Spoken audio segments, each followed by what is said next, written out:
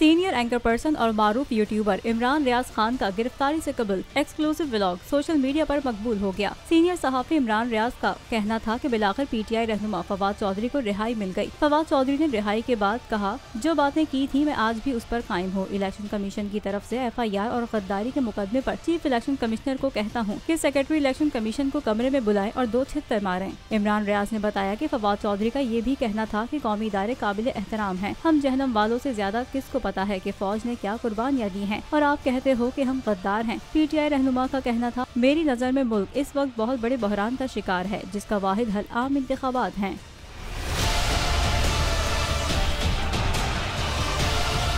इमरान रियाज ने अपने व्लॉग में कहा, पीटीआई के लिए फवाद चौधरी को जेल जाना पड़ा, इससे उनका पार्टी से ताल्लुक और ज्यादा होगा या कम होगा। पीडीएम और उनके सहूलतकारों को ये बात समझ में नहीं आ रही। एंकर पर्सन इमरान रियाज का कहना था कि मौजूदा सूरत हाल पर जो भी बात करे वो बागी या बयानात देने पर इसको गद्दार करार दे दिया जाता है। यूट्यूबर ने मजीद बताया कि पीटीआई की एक और रहनुमा शानदाना गुलजार के खिलाफ भी बगावत का मुकदमा दर्ज कर लिया गया है। उनके खिलाफ इदारों के खिलाफ उकसाने पर केस फाइल किया गया।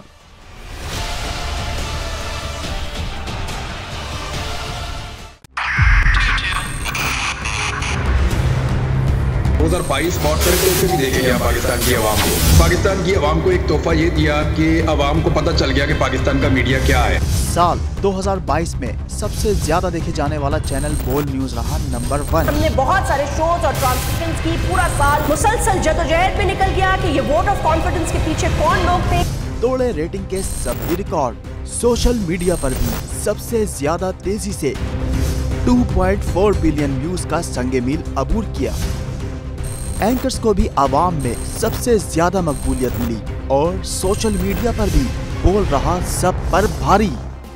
सब्सक्राइब करें और बेल दबाएं ताकि कोई खबर रह न जाए।